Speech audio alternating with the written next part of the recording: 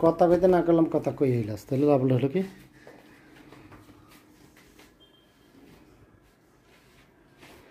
হাত দিয়ে সামনে হাত দিয়ে আসো যাও আপনি আসলে খাওয়া হবে না সামনে জানো তোর হাত দোষ